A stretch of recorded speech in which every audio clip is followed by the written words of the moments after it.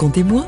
À la base d'un mouvement de réveil sans précédent parmi les gitans, voici tout de suite le témoignage de Clément Le Cossec.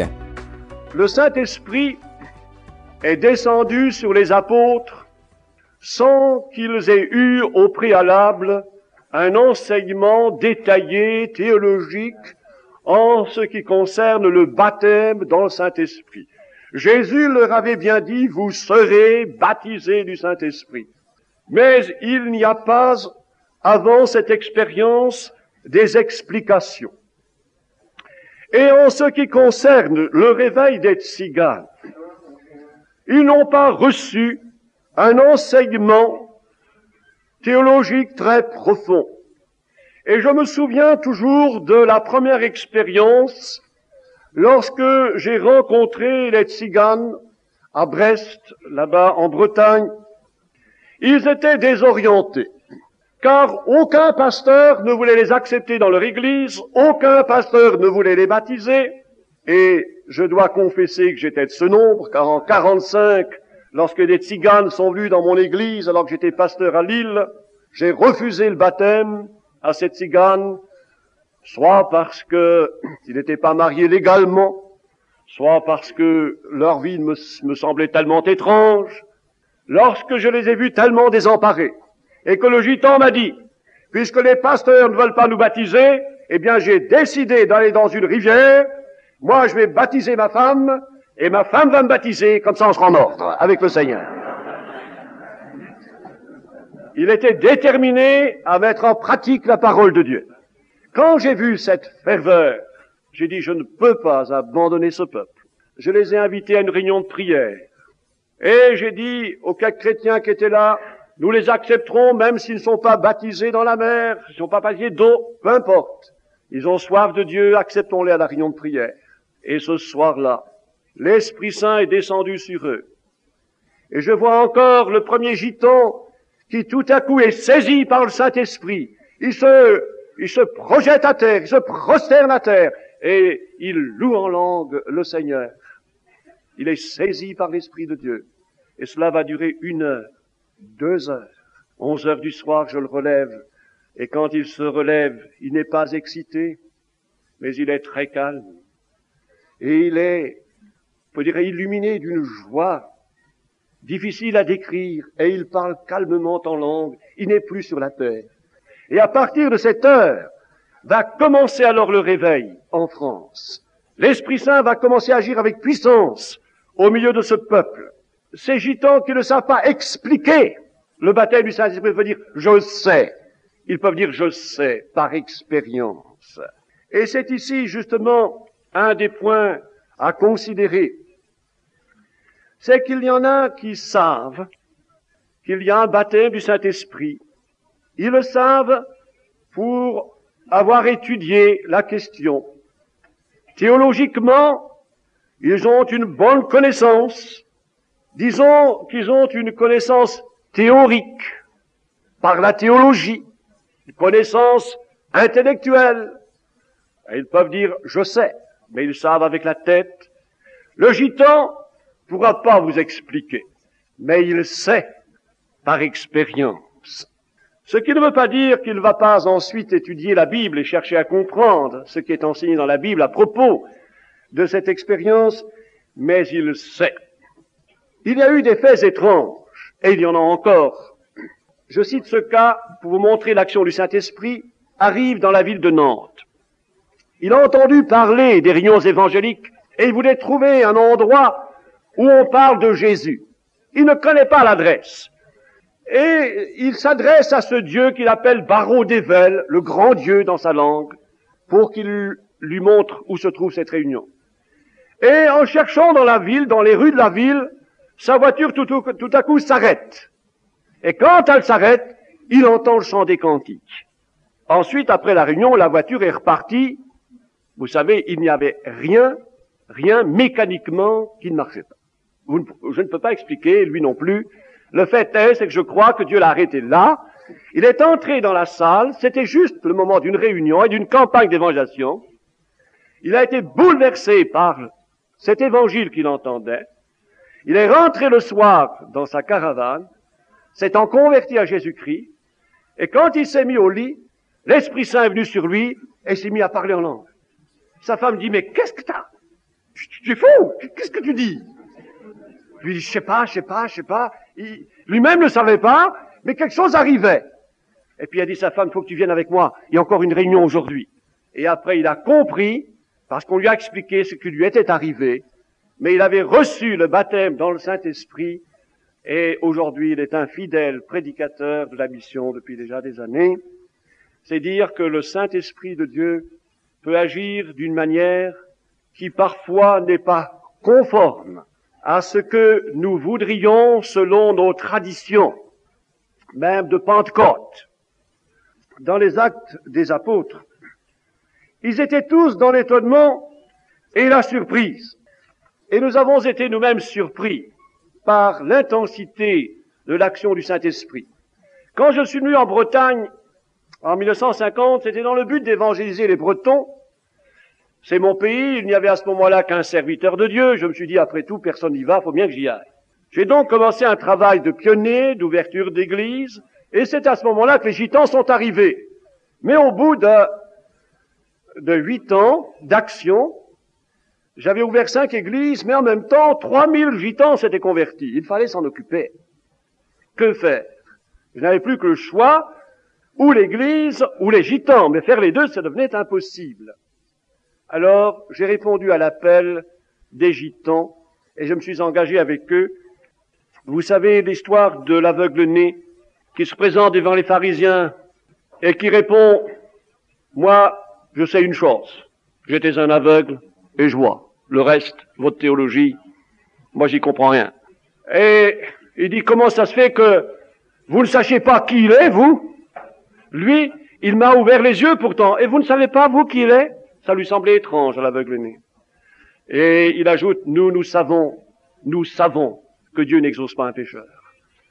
Ah oui, il savait. Et nous sommes appelés à savoir. Mais il arrive qu'après avoir fait une expérience, et que nous savons que nous avons fait l'expérience, il est bon d'appuyer cette expérience sur la connaissance que nous apporte la Bible. C'est ainsi que l'apôtre Jean écrit cette parole, je vous écris, afin que vous sachiez que vous avez la vie éternelle, vous qui croyez au nom du Fils de Dieu. Ils ont la vie éternelle, mais cependant, il écrit afin qu'ils sachent qu'ils l'ont. Et pourquoi ils l'ont. Donc nous avons besoin d'ajouter à notre expérience la connaissance. Je sais parce qu'il est écrit, je crois parce qu'il est écrit, je sais parce que le Seigneur m'a ouvert l'esprit pour comprendre ce qui est écrit, et si j'ajoute la foi à la compréhension de ce qui est écrit, alors la bénédiction vient. Quand un gitan me dit, tu sais, j'ai parlé avec un pasteur protestant, je lui ai parlé de mon expérience, je lui ai rendu témoignage, et je l'ai convaincu. Tu sais que maintenant il demande le baptême du Saint-Esprit? Ah bien, je m'en réjouis. Et qu'après, le pasteur protestant vienne donner des études bibliques au gitan qui lui a parlé de son expérience, je m'en réjouis aussi. Chacun met, n'est-ce pas, sa part dans le progrès spirituel. Nous étions à Madrid, et là alors nous avons eu des surprises. Nous avions décidé de faire une retraite spirituelle pour les prédicateurs, et puis le local que nous avions était trop petit. Et nous sommes dit, mais après tout, il y a l'église réformée. Si nous allions demander au pasteur, et le pasteur réformé a dit, mais avec joie, venez chez moi. Pasteur réformé dynamique, ouvert, engagé avec nous dans le combat. Son temple, presque toujours vide, tout à coup se voit rempli de 2000 gitans. Oh, jusque dans la rue. Oh, il était lui-même enthousiaste. Il était plus pentecôtiste qu'un pentecôtiste. Et il vient me trouver, il me dit, vous savez, moi j'utilise le temple 2 heures par semaine. Tout le reste du temps, c'est à vous, faites ce que vous voulez. Savez-vous qu'aujourd'hui, chaque jour, il y a 200 gitans qui se réunissent là pour prier dans le temple de l'église réformée de Madrid. Et le pasteur a me dit, je suis professeur. Et si cela vous fait plaisir, bien je vais enseigner à lire et à écrire à tous les petits gitans. Ah, magnifique. Voyez-vous la collaboration, surprise en surprise. Mais alors, à propos, puisque nous sommes en Espagne, car je ne pourrais pas vous parler de tous les pays du monde, j'avais déjà l'intention de me rendre aux États-Unis avec mon collègue Yvon Charles. Je lui disais, tu sais, on parle beaucoup des pentecôtistes catholiques, mais il faut qu'on aille voir et faire un document. Et là, à Salamanca, le frère Duplessis m'a présenté le frère O'Connor, le frère Rogimbal, des prêtres baptisés du Saint-Esprit. Ils parlaient tous deux français et me parlaient de leur expérience. Et vraiment, j'étais réjoui parce que je réalisais, je sentais que c'était vraiment de Dieu. Et cela, j'ai dit à mon collègue Yvon Charles, tu sais, non, il faut absolument qu'on y aille parce que il y a vraiment quelque chose de Dieu. Et il était encore dans le doute. Le père Carter, qui se trouvait aussi à Salamanca, qui est moine dominicain, lui aussi était dans le doute. Vous savez, il n'y a pas que les pasteurs de Pentecôte. Quand le frère Ray Brigham lui a parlé du baptême du Saint-Esprit, oh, il dit les langues. Alors, Ray Brigham dit, ben écoutez, il lui avait parlé du chant en langue, je vais vous chanter en langue. Et ils étaient à table, et alors il se recueille, et il chante en langue. Vous savez, les Américains, ils en font des choses. Une fois qu'il a bien chanté en langue à table, comme ça, juste ça, il arrête le repas pour chanter en langue. Le père Carter lui dit, mais vous êtes allé au Portugal et vous parlez portugais? Oh non, pas du tout.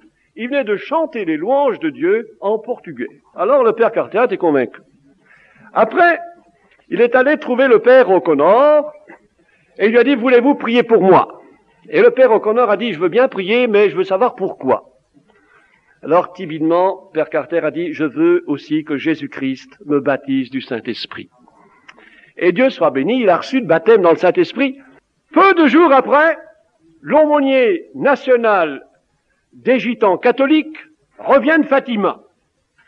Et il cherche à dormir dans un monastère quelque part parce qu'il n'a pas trop d'argent et il veut aller dans un monastère. Il va juste dormir au monastère des Dominicains à Villa. Qui le reçoit? Père Carter. Il lui dit, alors dans toute sa flamme, Père Carter raconte ce qui s'est passé. J'ai eu une rencontre formidable avec les pentecôtistes à Salamanca. Oh, dit l'abbé Barthélemy, ne m'en parlez pas des pentecôtistes, j'en ai par-dessus la tête. Il disait toujours que j'étais du diable, n'allez pas voir le frère Le Cosset qui est avec le diable. Alors que l'autre lui parle des pentecôtistes, alors Père Carter lui dit, eh bien j'en suis un, je parle en langue. Ah, ça c'était autre chose.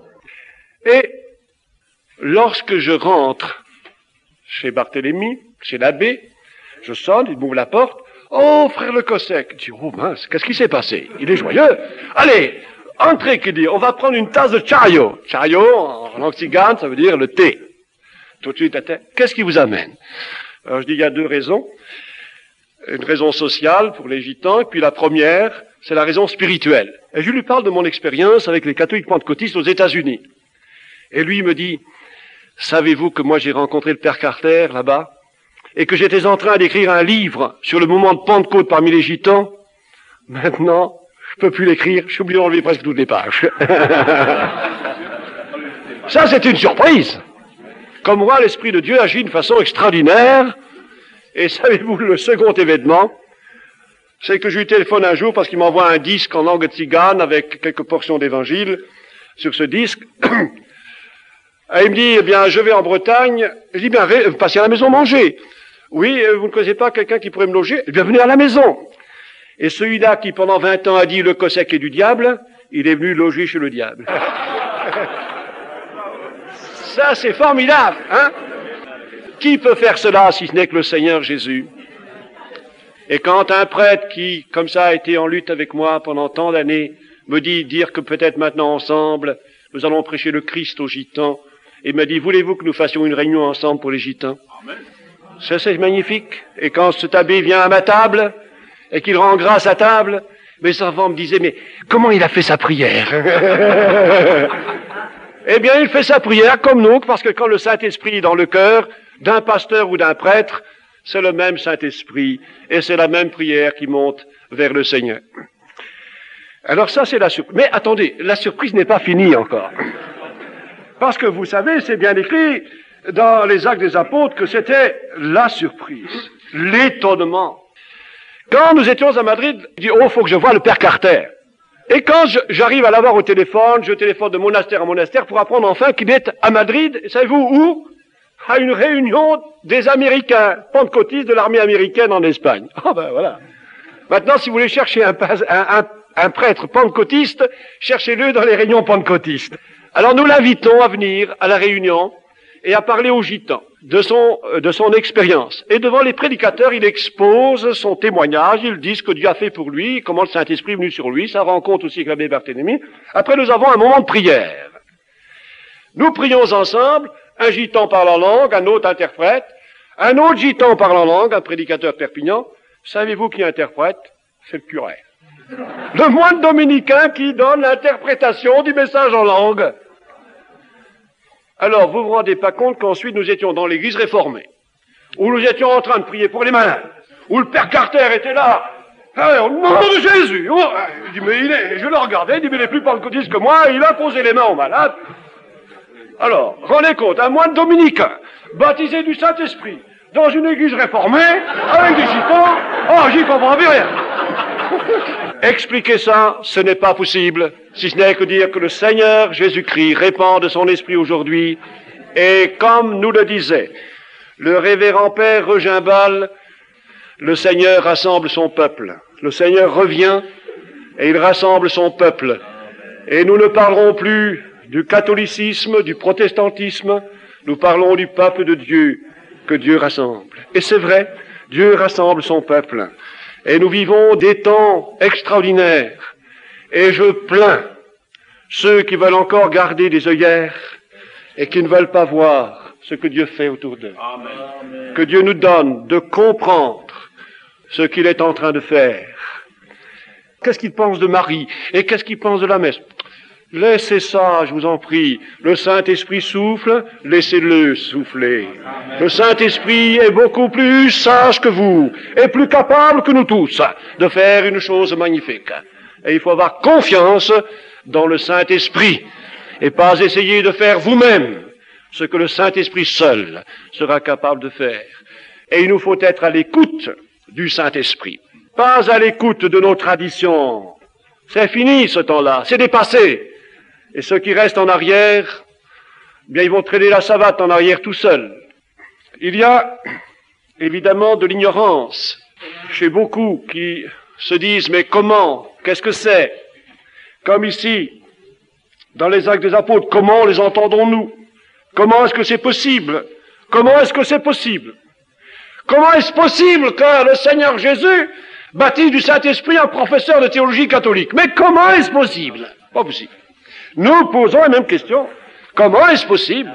Je voudrais tellement que vous visitiez, vous aussi, les catholiques pentecôtistes, et vous verrez que votre question aura une réponse tout de suite. Quand vous verrez des hommes aussi complètement livrés au Seigneur. Je vous cite un exemple. Je me trouvais avec mon frère Yvon Charles à Granby, au monastère, avec le révérend père Regimbal. Parlions ensemble, toutes ces expériences. Puis dans la paroisse, il y avait un prêtre âgé. Il souffrait de la tête, de maux de tête, depuis quelques mois. Et étant donné ce courant charismatique dans sa paroisse, il avait beaucoup d'occupations pour aller visiter les paroissiens, car il y a un renouveau. Savez-vous qu'il est venu très humblement nous demander que nous prions pour lui, pour que le Seigneur le guérisse? Et alors, oh surprise, le révérend père Regimbal, père trinitaire, avec nous, pasteur de Pentecôte, imposant les mains à ce bon curé. Ça, c'est quand même extraordinaire. Et le Seigneur Jésus a guéri le curé. Ça, c'est de l'œcuménisme. Hein? Oui, le Seigneur Jésus fait des choses étonnantes. Comment est-ce possible? Eh bien, le Seigneur apporte la réponse, comme il l'apporte ici. Dans les derniers jours, dit Dieu, je répandrai de mon esprit sur toute chair. Il y en a qui se moquent, il y en a qui disent toutes sortes de choses, comme certains disent, oh, ce baptême du Saint-Esprit des catholiques, c'est du diable. Je me souviens avoir dit aussi à ce professeur de théologie, Ranagan, qui me posait la question, qu'est-ce que vous en pensez? Je dis ça, c'est certainement du Saint-Esprit, mais le baptême du Saint-Esprit n'est pas la garantie que nous avons découvert toute la vérité, dit que nous sommes dans la parfaite sainteté. Il me dit, je suis d'accord. Ce n'est pas un sommet, c'est une marche, une expérience qui doit nous pousser plus loin. Mais il faut reconnaître le fait de l'expérience et ne pas aller trop vite dans nos conclusions. Je sais également que l'on essaye de combattre quelquefois ce mouvement de réveil en disant « oh, c'est de l'émotivité ». Je me souviens d'un gitan, un soir, nous avions réunion du Saint-Esprit, d'ailleurs, dans nos conventions, nous en avons tous les soirs, et ce soir-là, ce gitan voyait les autres passer du Saint-Esprit, oh, il disait « ça, c'est nerveux ». Et il discutait. Quand tout à coup, lui qui discutait, l'Esprit Saint descend sur lui, il parle en langue. Il disait plus que c'était nerveux après. C'est facile de juger quand on n'a pas fait l'expérience.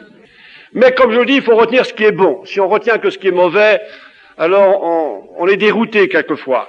Et peut-être y a-t-il quelquefois un certain combat pour justifier que ce mouvement du Saint-Esprit est excellent parce qu'on, comme disent certains cas du pentecôtisme, nous, on n'est pas émotifs comme les pentecôtistes classiques. C'est vrai qu'il y en a qui exagèrent. Alors, c'est compréhensible que devant certaines exagérations, on a des réticences, mais il faut retenir ce qui est bon. Nous étions avec les gitans, nous faisions une réunion, il y avait pas mal de protestants qui venaient, puis un soir, nous décidons de prier avec le pasteur réformé, pasteur de Lizy, je crois, et avec un autre frère Seignobo. Alors, on parle du baptême du Saint-Esprit, et le pasteur protestant dit, oh, moi en tout cas, si je suis baptisé du Saint-Esprit, je veux pas parler fort, moi je suis contre le bruit. Bon, c'est bien, discutons pas le bruit, mais prions. Alors on a prié, parce que discuter, ça ne sert à rien. Il faut faire l'expérience, puis après on discute. Mais discuter avant, quoi ça sert?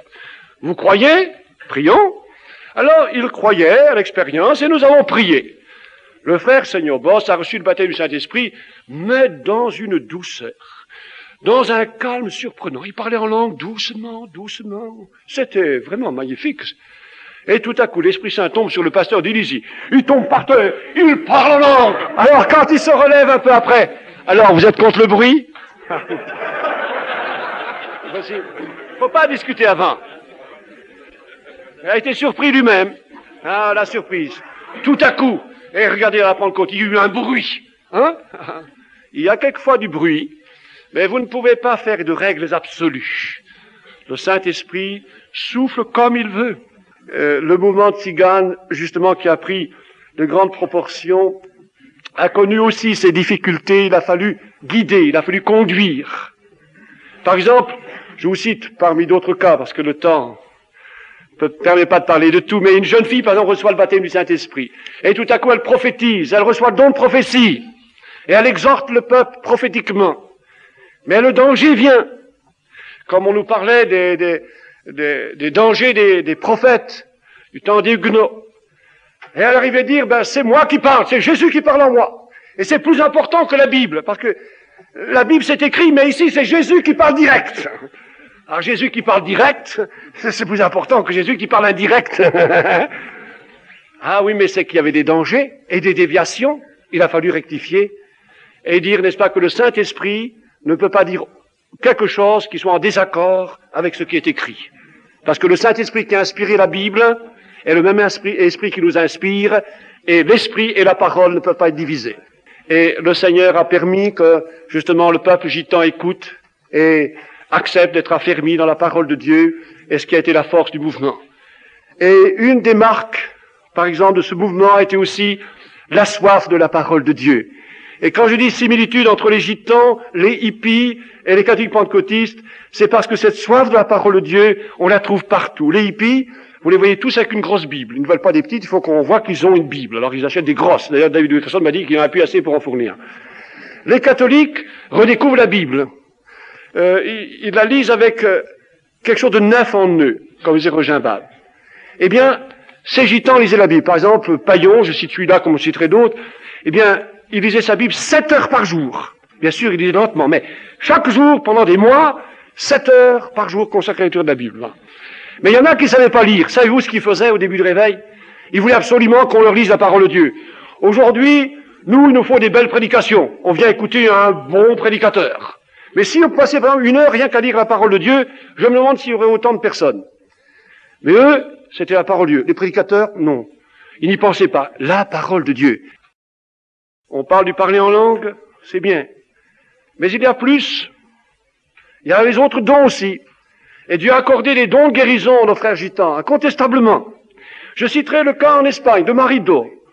Un homme de Dieu remarquable, simple, mais vraiment rempli d'esprit de Dieu. Dans un village où il est persécuté, on lui menace de lui couper la tête, mais vraiment, mais il persévère, courageusement. Il voit arriver un jour un paralysé qui a fait 300 kilomètres en taxi, parce qu'il a appris que Dieu guérissait les malades avec Marido. Et en arrivant, il dit, Marido, je suis venu pour que tu me guérisses. Marido dit, non, je ne peux rien faire pour toi. Et l'autre est surpris. Il dit, mais je connais quelqu'un. Jésus peut te guérir si tu as la foi. Il dit, je crois. Il dit, je vois que tu as la foi pour que tu sois venu jusque-là. Eh bien, au nom de Jésus maintenant, lève-toi et marche. À l'instant, le paralysé s'est mis à marcher. Alors, la nouvelle s'est répandue. D'autres gitans sont venus. Et ils sont venus, il y a eu des centaines de guérisons. Du nord de l'Espagne, la nouvelle s'est répandue jusqu'au sud. Et une gitane a fait 700 kilomètres pour venir jusqu'à Madrid, avec l'espoir de voir Marido, dont la nouvelle s'est répandue. Marido n'était pas là, mais elle a assisté à la réunion que nous avions dans le temple réformé. Et je la vois encore devant l'estrade, devant le prédicateur, à genoux avec sa fillette, qui avait été atteinte de poliomyélite à l'âge de 1 an et demi, qui avait maintenant 5 ans, une jambe sans vie. Et voyant cette persévérance, les prédicateurs prient pour elle. Le révérend Père Carter est là aussi. Et on prie pour que le Seigneur. Et tout à coup, l'enfant lui échappe des mains et se met à marcher. Elle monte les marches sur l'estrade. Elle monte, elle descend. Ah, tous les gitans montent debout sur les chaises. On loue le Seigneur. C'est fantastique. Et quand je suis allé à Carthagène il y a 15 jours, savez-vous ce qui s'est passé à Carthagène? Là, à Carthagène, quand j'arrive dans le village, je vois la petite fille qui court partout entre les maisons, entre les cabanes des gitans. Et partout, les gitans me disent, mais c'est formidable ce qui s'est passé. Et tous disent, voulez-vous pas prier pour moi? Voulez-vous prier pour moi? Etc. Alors des prédicateurs vont, et le réveil éclate, les gitans se convertissent comme ça, comme ça. Expliquez ça, si ce n'est que Dieu est là derrière et fait des choses extraordinaires au moment où on ne s'y attend pas. Et chose étonnante, un Anglais, car il faut parler de tout, de toutes les surprises d'un mouvement de l'Esprit Saint, parce que nous sommes en plein mouvement du Saint-Esprit, n'oublions pas. Un Anglais, jeune pasteur de 30 ans, tout à coup décide dans son cœur d'aller au secours des gitans d'Espagne, car il était venu y passer quelques jours de vacances, et il veut s'engager comme missionnaire parmi les gitans d'Espagne. Et quand il prie le Seigneur, il a une révélation, et un mot vient dans cette prophétie, Cuevas, Cuevas, tu dois aller à Cuevas, qui veut dire caverne. Il regarde sur la carte d'Espagne, il trouve le village, il va là-bas, il va à New York, mais un peu partout, son père est pasteur, enfin, il reçoit du soutien financier, s'installe là-bas dans un petit village, bâtit sa maison, une salle de réunion, il ne parle pas encore l'espagnol, contacte quelques gitans, mais il ne peut pas pénétrer au milieu des gitans, parce que s'il n'y a pas de gitans avec, il ne fera rien d'abord. Il ne savait pas que le mouvement gitan existait. Moi, j'ignorais qu'il était là-bas. Il apprend mon adresse par quelqu'un en Amérique, et quand je descends là-bas, je le découvre là-bas. Et il est juste là, au moment où le réveil commence à Carthagène, à quelques kilomètres de là. Expliquez ça, si ce n'est que le Saint-Esprit de Dieu dirige les hommes qui sont dans sa main. Nous sommes la propriété du Saint-Esprit, mais le Saint-Esprit n'est pas notre propriété. Quoique les dons nous sont donnés, sont à nous, mais ils sont à nous non pas pour que nous en jouissions égoïstement, mais pour être au service justement du Seigneur Jésus-Christ. Et que tout au fond, c'est pour nous ramener à Jésus-Christ. Et ce qui est important dans tous ces mouvements, c'est que l'accent est mis sur Jésus-Christ.